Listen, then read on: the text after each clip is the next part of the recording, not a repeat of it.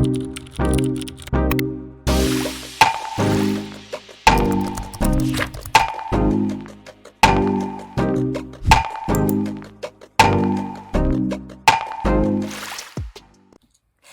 everyone, ThisKindaGirl here. So in this video, I'm going to be talking about the reasons as to why people stop swinging. My last video, I spoke about kind of life after swinging and why sometimes you need to take a step away, and also what swinging brings to your relationship or your personal life, but also some of the ways in which you can kind of feel a little bit overwhelmed with it. So some of the reasons as to why people may want to stop swinging.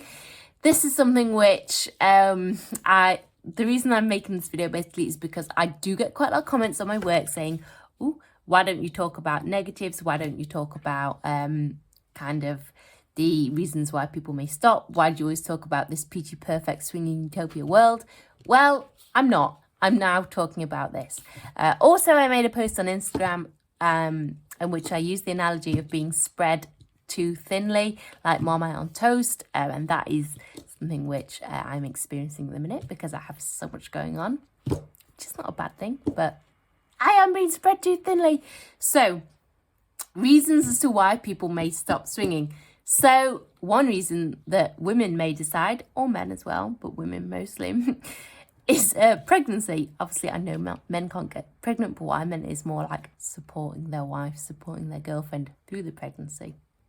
So, pregnancy. If you decide to focus on a family, or you want to get pregnant, or you are pregnant, then chances are you are gonna stop swinging. Some women do decide to continue swinging whilst they are pregnant, but I would probably say 9 times out of 10, they would stop swinging whilst they are pregnant.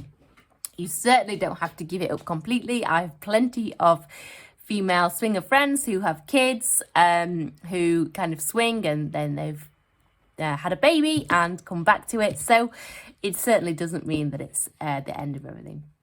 So rules, number 2, when you swing, you always need to play by the rules. Now, one reason why people may decide to stop swinging is because they need to readdress their rules or talk about their rules or decide on new rules. And very often it can be a good idea to take time out to kind of talk about those rules, talk about what's changed, talk about how you're feeling before you continue swinging. Now, life changes, work commitments, family life, financial constraints, these are all important factors in our lives that require our time and attention. Career changes and trying to balance your life can be exhausting without adding swinging to the mix. You don't have to put your swinging on hold permanently, but you may want to put it on a little bit of a back burner until you feel like you can really commit yourself. Also, in my experience, swinging does take up quite a lot of your time and energy, but also it can be quite expensive as well, especially if you've got to pay for a hotel, club entry, cab, new outfit. If you want to invest your money into it, because when I do it, I go all in basically. I don't do it by halves. Perhaps you don't have expendable cash to spend on it, and again, I'd rather not have a half-hearted effort.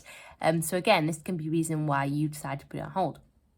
Now, lack of availability can be very frustrating when you're working all the time and you feel like you're missing out on the swinger parties due to work responsibilities.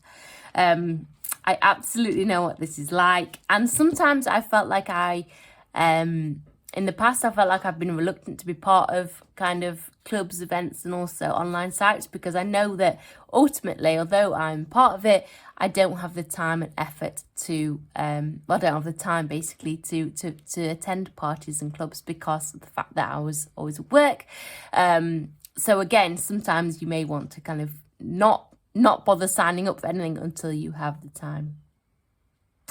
Now, swingers, this also happened to me as well. On the other side of this is swingers can suffer a bit of swinger burnout. I know you're probably thinking like, what?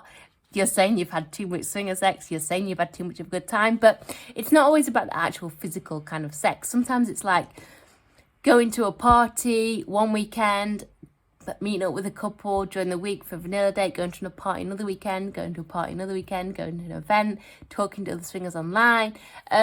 sometimes you just need to kind of take a step away from that and focus either on your own relationship or on some time for yourself, because sometimes you have to be in the right frame of mind emotionally to enjoy the swinging. And sometimes if you've gone from like party to party to party, it can become quite exhausting. I know there's far worse things to be exhausted with than lots of swinging.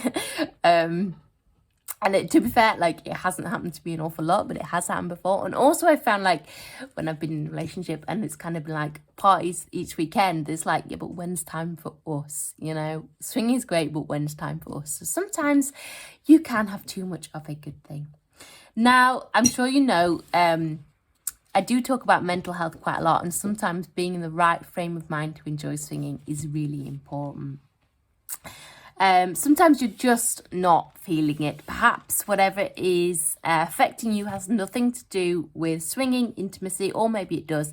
But whatever it is, you need to take time out and look after yourself. The same goes for your physical health as well.